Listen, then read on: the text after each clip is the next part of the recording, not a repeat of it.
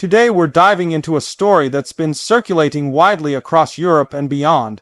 A story centered on Denmark and a decision that many are calling one of the boldest moves a European nation has taken in recent years.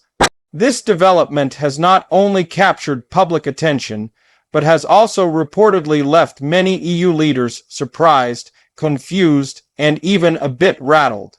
In this video script, we're going to break down what this bold step is said to be, why Denmark took it, how other EU countries reacted, and what this could mean for the broader European project moving forward. Everything will be explained in clear and concise paragraphs, and as always, we'll approach the topic with clarity and depth. At the center of this discussion is a major policy shift Denmark has introduced, one that challenges long-standing EU norms and expectations. Now, Denmark is no stranger to carving out its own path within the European Union. Over the years, the country has maintained opt-outs in certain policy areas, asserted control over key national issues, and consistently emphasized the importance of balancing EU cooperation with national sovereignty. But this latest move goes far beyond the usual adjustments or exceptions. It represents a dramatic departure from the direction many in Brussels expected Denmark to follow, and because of that, it has generated an extraordinary wave of reactions. What makes this especially noteworthy is the speed and decisiveness with which Denmark acted. Some analysts describe this as a rare example of a member state making a unilateral decision without prolonged negotiation or consultation with other EU leaders. In a political environment where decisions regularly require consensus, committees, and months of debate, Denmark's approach stands out. Whether one agrees with the decision or not, it's clear that this level of assertiveness is something Europe doesn't witness often. One of the biggest reasons this step drew so much attention is that it highlights a growing tension within the European Union, a tension between collective governance and national autonomy. For many years, the EU has worked to create deeper integration across economic, political, and social spheres. But at the same time, some nations have pushed back against what they perceive as overreaching authority from Brussels. Denmark's action taps directly into this ongoing debate, raising questions about where the balance should lie and how flexible the EU can or should be when its member states decide to go their own way. The reaction from EU leaders has reportedly been a mix of shock, frustration, and intense concern. Some officials were quick to point out that Denmark's decision could encourage other member states to take similar steps, potentially weakening the cohesion and stability of the Union. Others expressed disappointment that Denmark did not engage in deeper discussions before acting. When one country moves without warning, it disrupts not only policy planning but also political trust, something essential for a union of 27 nations with different interests and priorities. On the other hand, there are European leaders who see Denmark's bold move as a wake-up call. They argue that the EU needs to do more to address the issues that lead member states to act independently. Whether it's regulation, migration, financial policies, or security concerns, many believe this moment could push the EU to rethink how it collaborates with its members. Instead of viewing Denmark's action purely as a disruption, some see it as an opportunity for reform, an opening for overdue conversations about flexibility, sovereignty, and the EU long-term direction. Within Denmark itself, public reaction has been mixed but passionate. Supporters of the decision frame it as necessary and overdue. They argue that Denmark has long contributed to the EU, but must also protect its national interests and values. These supporters often highlight the importance of maintaining control over domestic issues and ensuring that decisions affecting Danish citizens reflect Danish priorities. In their view, this bold step represents a reaffirmation of national identity and independence, something they believe resonates deeply with the Danish public. Critics within Denmark, however, worry about isolation and potential consequences. They caution that acting too independently could strain relationships with key European partners. Denmark, like many European countries, relies heavily on cooperation for trade, security, research, and environmental initiatives.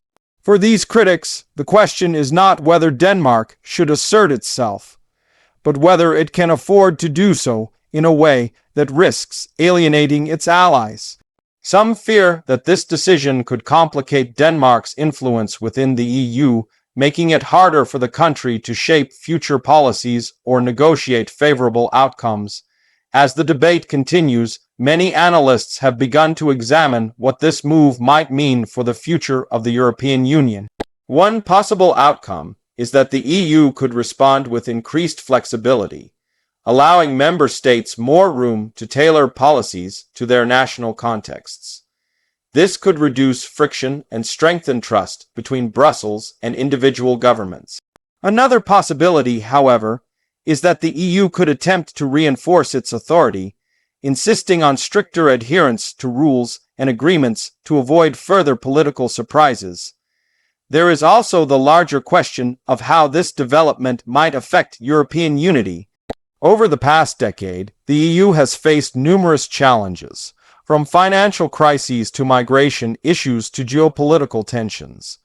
Each of these tested the resilience of the Union. Denmark's bold step adds another layer to that complexity. Whether this moment becomes a turning point toward reform or a source of fragmentation will depend on how both Denmark and the EU choose to navigate the coming months. Beyond Europe, global observers are watching closely.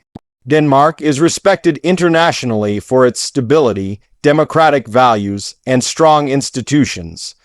When a country like Denmark makes a dramatic political move, it naturally attracts attention from partners around the world. Some see this as a sign that even the most stable nations are reassessing their roles in international structures. Others interpret it as evidence of a broader trend in global politics, nations reevaluating alliances, prioritizing national interests, and pushing back against supranational influence. It is also worth noting that public discourse in Denmark has shifted in recent years, influenced by changing demographics, economic interests, and concerns about global uncertainty. Many Danes believe their country must remain adaptable in order to thrive in a rapidly changing world. This mindset has contributed to growing support for policies that emphasize self-determination. The bold step Denmark has taken aligns with this national sentiment, which may explain why the government felt confident acting decisively despite the risks. Another key point in understanding this moment is the long and sometimes complex relationship Denmark has had with the EU. While the country has been a committed member for decades, it has also maintained several opt-outs that reflect its desire to preserve certain aspects of national control. These opt-outs have created a unique dynamic, one where Denmark participates actively in many EU initiatives, but remains cautious in areas that directly touch on national sovereignty. The latest decision is consistent with this historical approach, though amplified in scale and impact. The political implications within Denmark are equally significant. Leaders who supported the decision are using this moment to strengthen their positions, portraying themselves as decisive, forward-thinking, and aligned with the aspirations of Danish citizens. Opposition parties, however, see this as an opening to challenge the government. They argue that major decisions affecting the country's international standing should involve more public consultation and parliamentary debate. As Denmark moves forward, the internal political landscape is likely to shift, influenced by both the consequences and the public perception of this bold step. At the same time, Denmark's national identity plays an important role here. Danes take pride in their social model, their democratic values, and their global reputation for fairness and cooperation. Supporting national sovereignty does not necessarily mean rejecting international alliances. It often means ensuring that such alliances operate in a way that respects Denmark's unique values. This balance between national pride and international cooperation is central to understanding why Denmark's decision resonates so strongly within the country. Looking ahead, several scenarios could unfold. Denmark might seek to renegotiate specific agreements with the EU, pushing for more tailored frameworks that better reflect national priorities.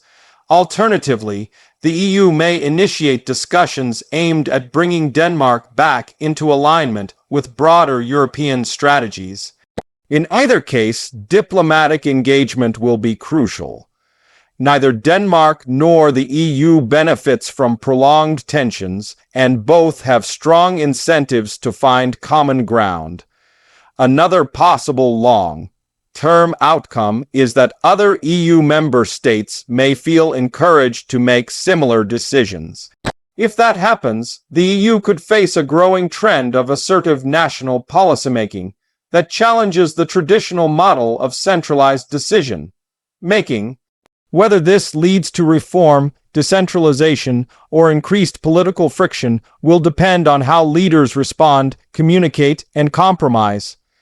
One thing is clear: Denmark's bold step has sparked a conversation much larger than itself. It has forced Europe to confront fundamental questions about the purpose, flexibility, and future of the European Union. It has also underscored the complexities of balancing national sovereignty with supranational cooperation in a world where global interdependence is increasing. How these tensions are managed will shape not only Denmark's future, but also the future of Europe as a whole. The coming months will likely bring further analysis, debate, and negotiation. Denmark will need to articulate its objectives clearly, address concerns from European partners, and reassure its own citizens about the physical and economic impacts of its decision. EU leaders, for their part, will need to reflect on what led to this moment and how to prevent similar surprises. This may involve reviewing EU policies, improving communication channels, or even rethinking the structure of certain agreements. Public opinion across Europe will also play an important role. Citizens everywhere are increasingly aware of the balance between national identity and European unity. The reaction to Denmark's move could influence political sentiment in other countries, potentially shaping elections, policy debates, and long-term strategies. If citizens see Denmark's action as a path toward greater autonomy, political parties may adopt similar positions. If they view it as disruptive, they may support stronger integration instead.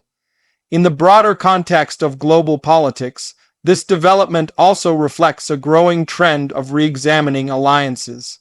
Countries around the world are reassessing their international commitments, driven by shifting economic priorities, geopolitical tensions, and domestic pressures. Denmark's bold move fits into this global pattern, illustrating the complexities nations face when balancing internal and external demands. Ultimately, the significance of Denmark's decision lies not only in the policy itself, but in what it reveals about the evolving relationship between European nations. It highlights the challenges of modern governance, the tensions between unity and sovereignty, and the importance of adaptability in uncertain times. It also demonstrates that even long-standing institutions like the EU must continue evolving to remain effective, relevant, and responsive to the needs of their member states. As we wait to see how this situation unfolds, one thing is certain: Denmark has delivered a powerful reminder that nations still hold significant agency within larger political structures. This moment underscores the importance of dialogue, flexibility, and mutual respect as Europe works to navigate the complexities of the modern world. Whether this bold step leads to greater unity, greater division, or meaningful reform will depend on how leaders respond and how citizens choose to shape their future. And that brings us to the end of today's in-depth exploration. Thank you for watching, and if you enjoyed this breakdown, don't forget to like, subscribe, and share your thoughts in the comments.